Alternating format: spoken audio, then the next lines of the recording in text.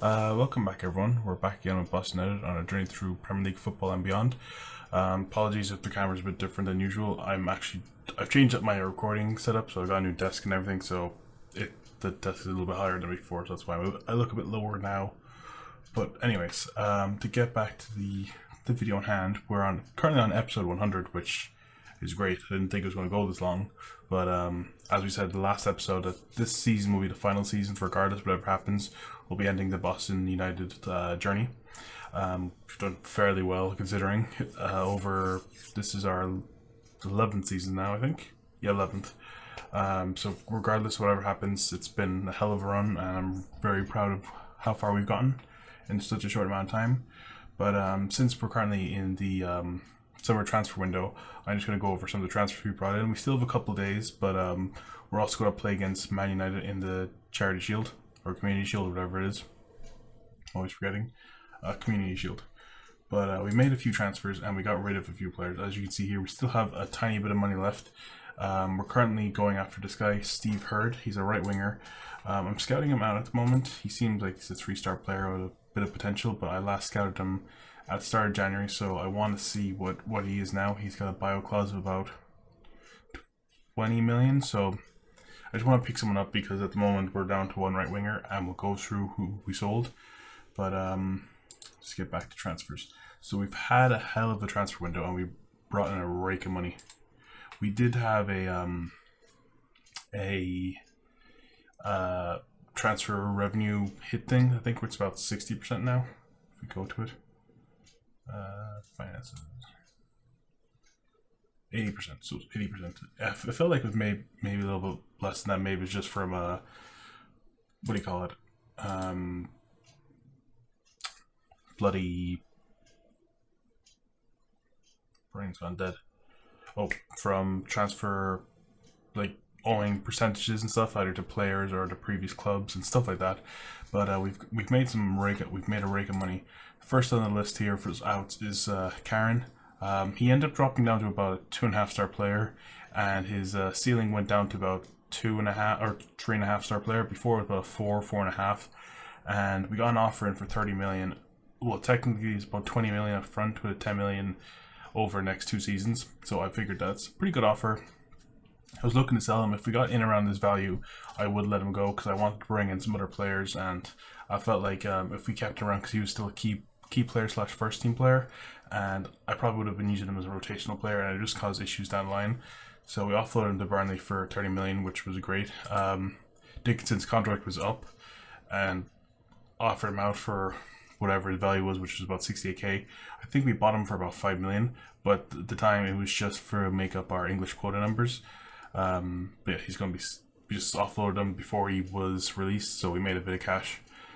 Sold Thiago Matos to Arsenal. I was hoping to get in around 50 million for him, but he ended up dropping to a 3-star player. But for whatever reason here, it says he's now a 3.5-star player, which I don't see. But we sold him for 40 million, and we got a signing that was like the equivalent of him. I'll show you guys him in a moment. Unbelievable player. Jack Povey, he was like a first team, I think he's a striker. Yeah, he doesn't really have any great qualities about him. Like, he seems pacey and fit and everything, that's about it. I was happy to see him go. Sold Brookhart. I've been trying to get him out on loan, but he never seems to go, or something falls through at the end. But we sold him to Dynamo Dresden, and he has a bit of a potential about him. I'm not too sure. Whenever we play him, he never really seemed to go up a level, even though he did play a few games for us now and then. Like the first season he joined, he played about 15 games. Last season he played about 12, and he had a shitload of non-competitive games, but he never really got to a level where I was happy with. And so I decided to offload him for 2.4 million. We took a loss, but we have a buyback clause for about 5 million, so if he does end up becoming a bit of a starlet, we can just buy him back. So it's not too big of an issue. So Teo Prigent to Pescara, made a bit of profit on him. I believe we brought him in for about 3 or 4 million. Yeah, Prigent was just one of those players that, like, he looks like a good all-rounder, but we brought in another striker in Buenia, and it just dropped Prigent out of the picking order. He was on about 50 grand a week, or 40 or 50. We need to free up some wages, and I offered him out for about, like, we sold him for 18.5. His value at the club was about 25, but I knew he was really about 10, 15 million. So offered him out, and for 18, I think it's about 15 up front and then 3.5 over the next 2 or 3 years, but which isn't too bad, but we're still getting money off him. He's pacey and stuff, and he did get us a good few goals. Like, his second season with us was like his best, 22 goals and 6 assists. Season after was 18 and 5, which is still really good. And last season was 12 and 2. He did become more of a bit part player, but yeah, he would have been an amazing player if he had just a tiny bit more finishing, and if he was a little bit more well-rounded. Like, he could be like the amount of chances that some of our other strikers missed, and then he'd take his chances, which was surprising because he had, like, I think 11 finishing. Yeah, but it made up for it with his composure. But if he had like a 13 or 14 finishing, like, he'd be a top quality striker, and I would have definitely kept him around. But I just felt like we improved on him, and it was just more smart to offload him.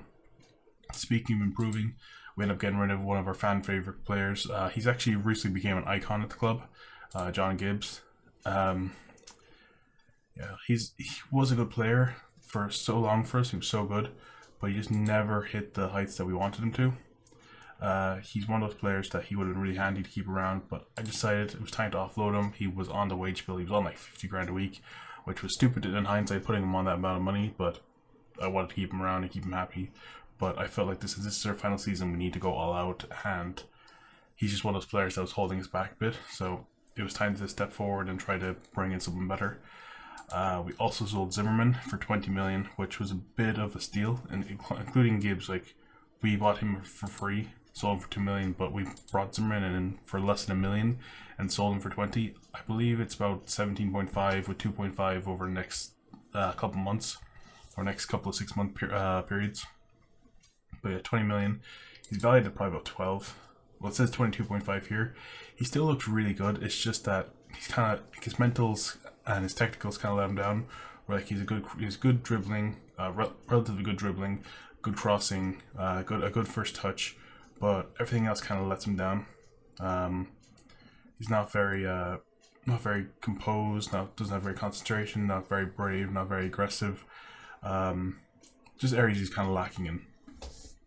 Still a quality player for us. He's scored us some big goals, but yeah, we got a good bit of cash for him, so it was a good move for all parties. Max Hagarth, I've been trying to offload him all summer. He just won't go anywhere. We're getting constant offers from him, but finally we got a loan offer, and I was like, just take him. We'll deal with that at a later stage. Now to go into some transfers.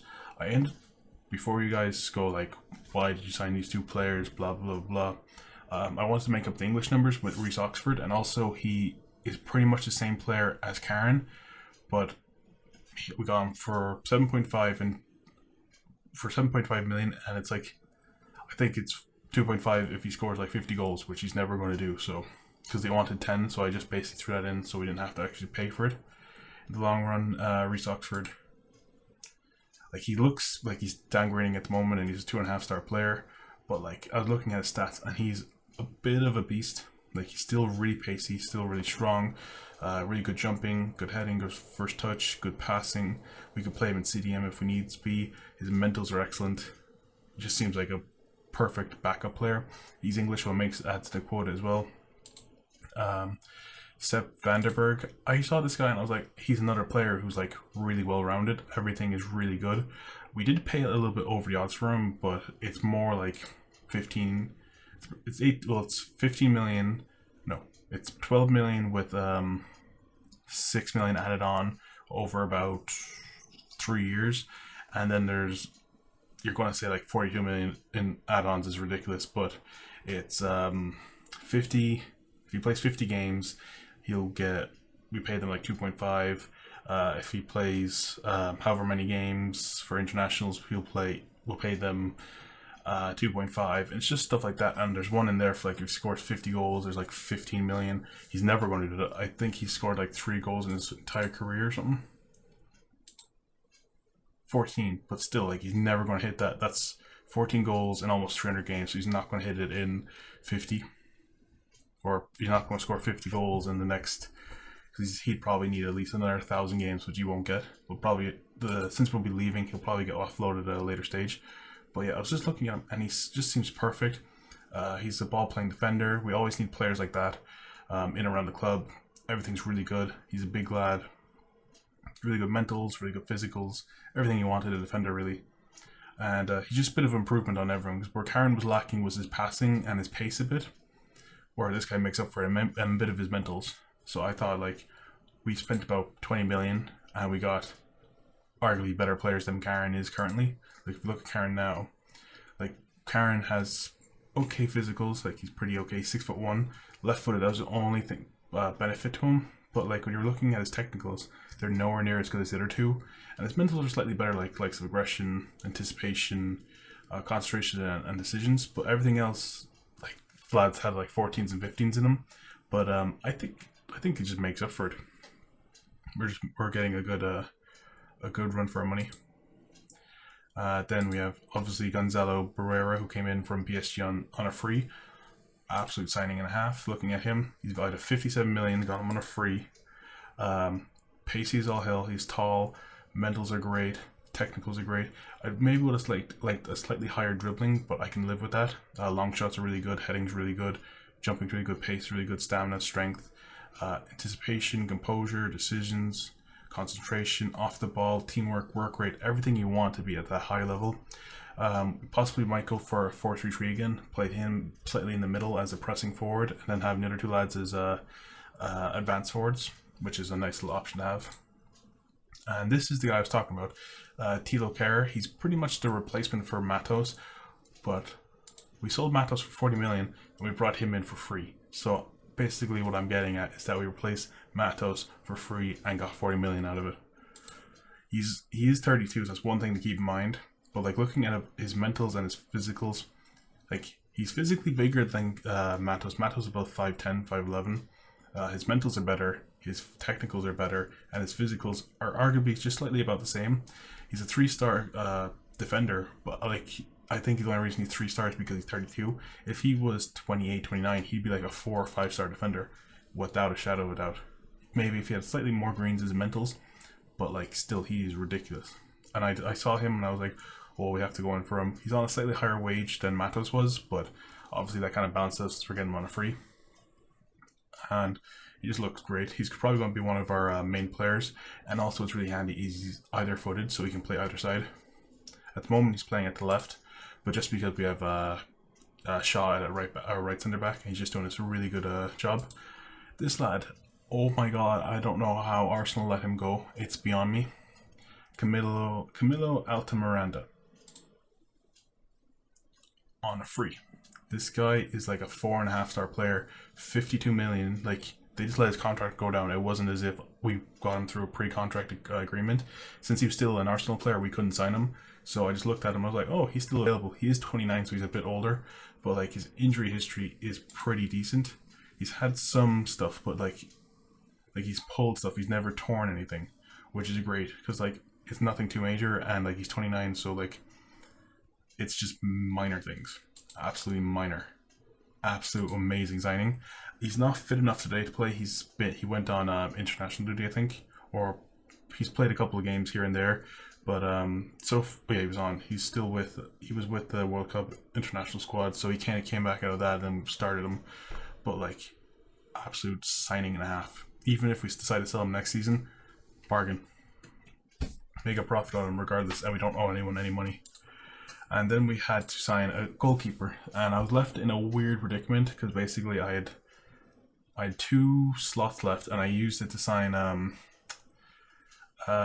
Altamiranda, and I believe it was Kerr, or we were kind of coming and awing on who we were going to sign because we have 1 more slot left for a player for either homegrown, obviously foreign, or like Scottish, Welsh, who don't really count as homegrown for whatever reason if they didn't train or play in England.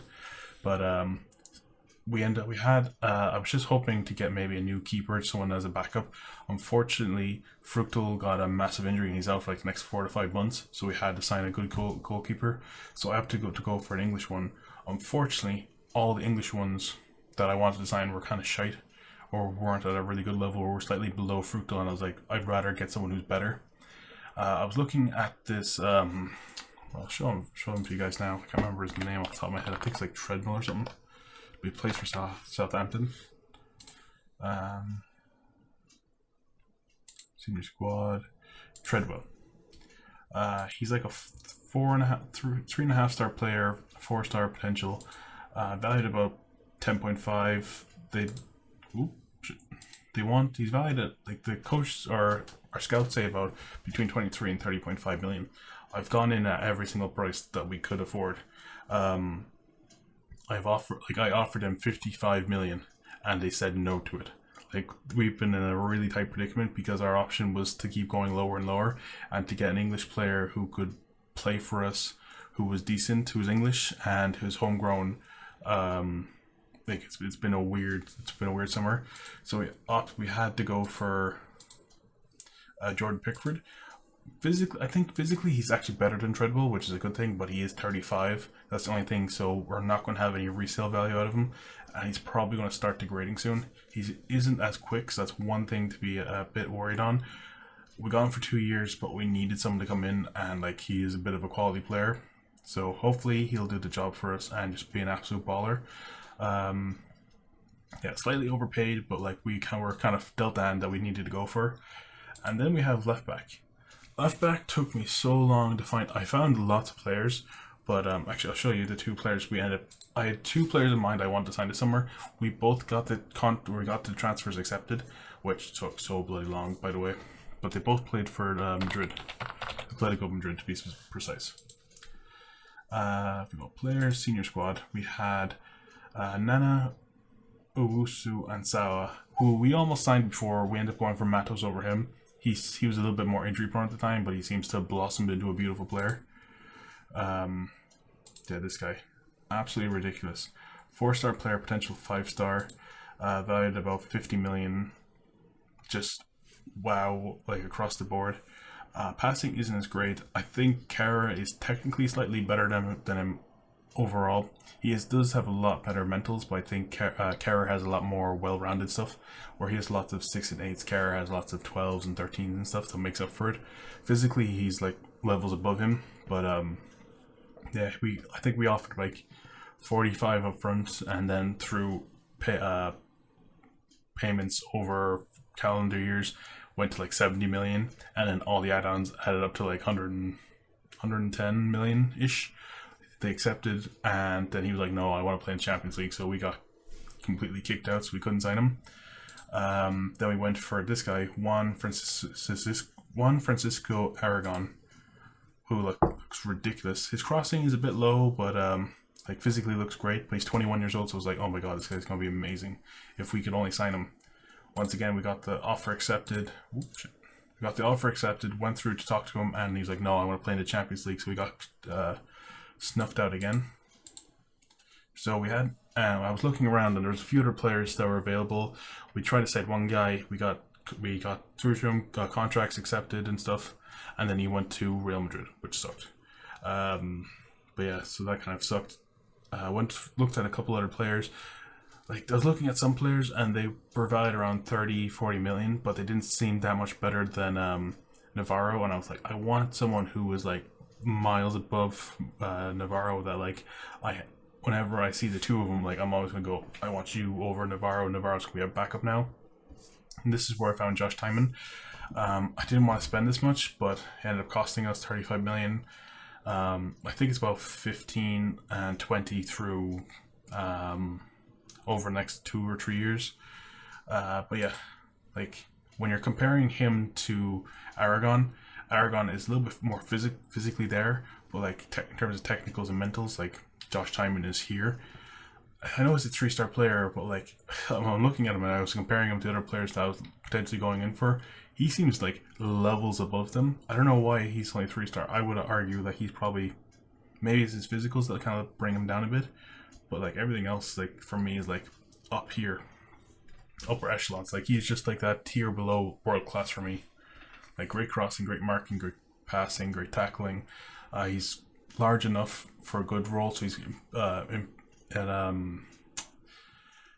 of, I just want to say impeding. I don't know. I'm trying to think of the word that's kind of like I can't think of it off the top of my head.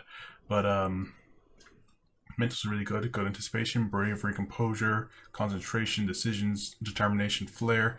The only thing that he doesn't have amazing is leadership, which I don't really need to worry about. We have natural leaders in and around the club. Great off the ball, great positioning, good teamwork, good vision, good work rate. Everything for me really kind of makes up for I'm not too concerned. And he has really good strength, good balance, really good agility, which is really important for me. Like if we compare him to, where is he? Navarro. I think the only thing Navarro has going for better for him than is his technique or something. Like pretty much that's it. Yeah, technique is the one thing that he's like leaps and bounds ahead of, and leadership, and slightly natural fitness. But that's about it. Like, and stamina. But like, I'm not too concerned about that. He's 30 and he's 26, so like there is some differences. And then he has stuff like his agility and stuff. Like that's natural. Navarro's a much more smaller, nimbler guy. Like he's 5'11" and he's 5'4", and like mentals are ahead of him. Everything, technicals are ahead of everything. So and physically, he's probably a little bit like he's as quick. He's not as fit. He has slightly more stamina. Timon has a better jumping reach, and he's more actually. Time is more agile. That's surprising. I thought it was the other way around. Looking at it wrong. He's more fit and just has a bit more stamina, and he's a little bit more of a leader on him, and he's slightly better penalties, which don't really need to worry about with fullbacks. So I think we got a player and a half here, and he's a natural winner. He's won consecutively in the Austrian Premier League, Premier Division. It's like it's just goals or trophies. He ended up moving to Chelsea for a bit, but he wasn't there that long. So I should check. Yeah, so he went to Chelsea for 25 million, went to Salzburg, and now he gone for 25 or 35. It's basically 15 up front and then 20 over a bit of a period. But yeah, I think he's going to be the perfect player for us this year. Jeez, I've been waffling on for 20 minutes, so we best get into this game now. We have to submit some numbers. So Josh Timon. Give him number 3. I saved it specifically for him. And the team we're putting out, it's pretty it's going to be pretty standard this season. There's there's some players that I want to start over others. Like we're starting Arp as our natural poacher. We have Borner and Salenve and Boateng. Boateng's probably going to be a regular fixture squad alongside Salenve. Borner is starting because Rion is not 100%. He's about 75-80% stamina. Simic and Hilerme, they're both at 100%. Harper and where is he? Altamiranda are both about 75-80. Timon is full terror, fully fit. So Shaw, Janssen, and then Pickford, and then we don't have any backup goalkeeper. So hopefully no one gets injured. Otherwise we are fucked. But yeah, let's get into this and see if we can do some damage against them. And give a performance to cheer for. And I have faith in you. Might have to consider changing. I think we have to change vice captain. Actually, no. It's Rion, and our captain is Navarro. Possibly change the roles around. Then maybe make Rion the captain and make Navarro the vice captain. Considering he's going to be a slightly lesser role this season. Hopefully we don't concede now. Good man timing, win the ball back. Didn't put into a great place, Simic, but looks pretty decent all the same. Hopefully get a bit of build up now and we can win the ball back and get out. Don't. Ooh, just over the bar. Oh, I thought Pickford got a touch to it, but happy all the same. We're probably going to make 1 or 2 more transfers and maybe let 1 or 2 more players go. But other than that, I'm pretty much done.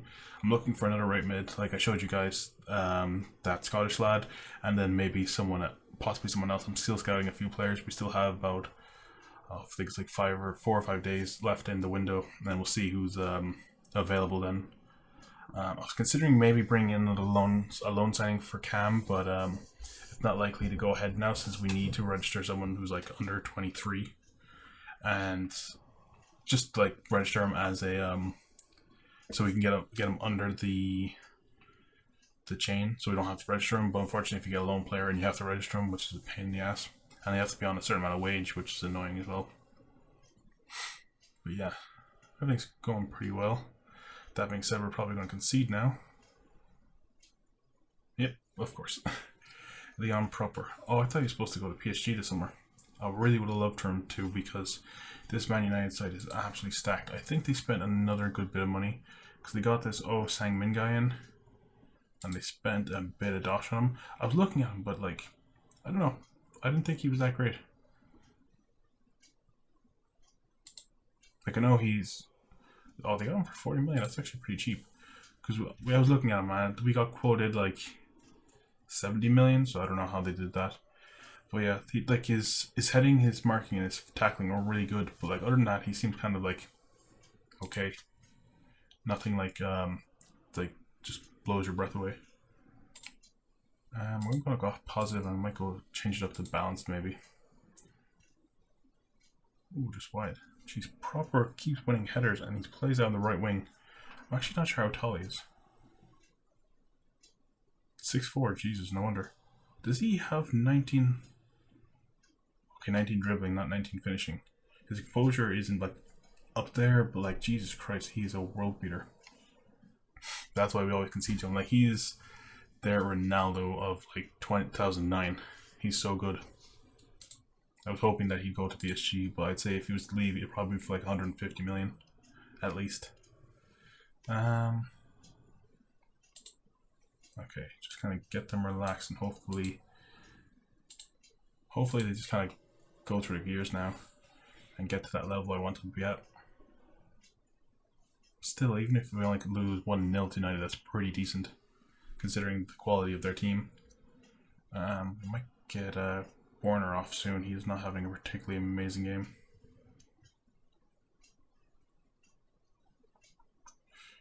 Okay, probably going to be a goal now. Almost a goal. But yeah, we'll get Warner off. He's not having a whole lot of impact in the game. Maybe Simic as well for... We'll get on Alta Miranda. He's just that step above now. That like we can just throw him out there. We'll leave Janssen. I think we'll just leave that. Maybe see if we can get something.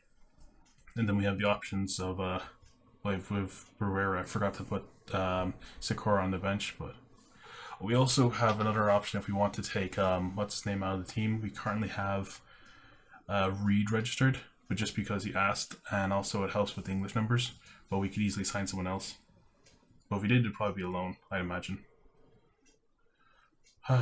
Alexis Antoine, he's a new signing as well. Let's see how much he's valued at. 85 million, Jesus Christ. Also for Bayern for 110 million. Jesus, we cannot even afford those kind of players. We actually looked at getting Leon Bailey from Bayern Munich, but they wanted only like 40 million for him because he's about 32, 33, but he was on 400k a week. So I asked them for like, I think it was 250 for them to pay his wages, and they said no, like no way in hell. And it's just like, there's no way we could afford that wage. Not at our current wage structure. Like our match wage we can pay is about 190. We can escalate it further by like adding on like increased bonuses. Like if you hit this amount of goals within a season, we can up you up to like 220, 230, and then we can increase your wage over time through yearly wage bonuses. But like we would never be able to get to 400k within a season unless we did like 100%, 100%, 100% every season. Completely destroy our wage bracket.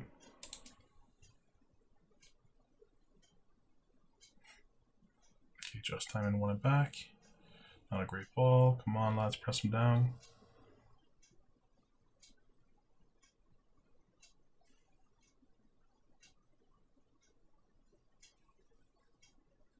Okay, Arp's not, or not Arp. Boateng's not having a great game, so we can throw him Barrera. I want to get a 2-striker formation going and see if we can get something. Barrera prefers to play on the right, I think. Yeah, he's fucking fast as hell. Get Arp on the left, Barrera on the right. Pressing forward. Attack. And these are our replacement for Gibbs way back when. when he used to play the two striker formation. Like I know we still played him last season and whatnot, but he was never really at the same level.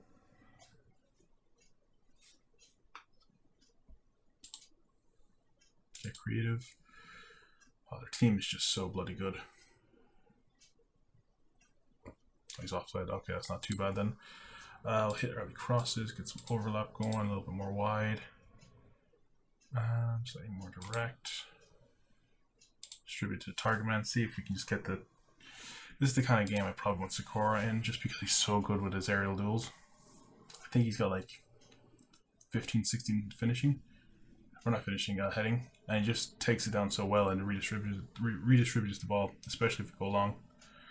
Out to Rion. Don't know why we're going long to him. Timing. Not too bad.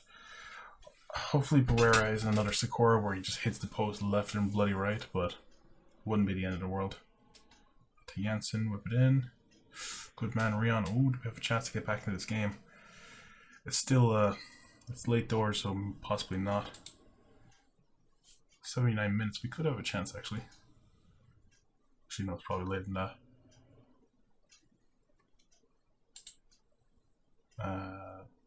Push forward. Go very attacking. Let's see if we can get back into this game. Okay, shoot on sight, a little more wide. See if we can just get that, get a bit more long balls in and see if we can finally create some out of this game. Come on, Carlos, Shaw, Anta Marinda, Kerr. Not the best. Oh, he should have gone. Okay. Don't know why we're going back to keeper. Come on, Shaw. Punt it. Oh, that wasn't a great ball. I don't have particularly large CDMs. Oh, for fuck's sake, that's the game. That's game. Tony Barron, like, that's ridiculous. He's a backup striker for them. He's like 80 million. 70 million. Backup striker. And he was their top goal scorer last season. Jesus Christ. Like, he's not even like the first team starter in the England squad. It's ridiculous. I don't think England has won anything yet either, which is bonkers.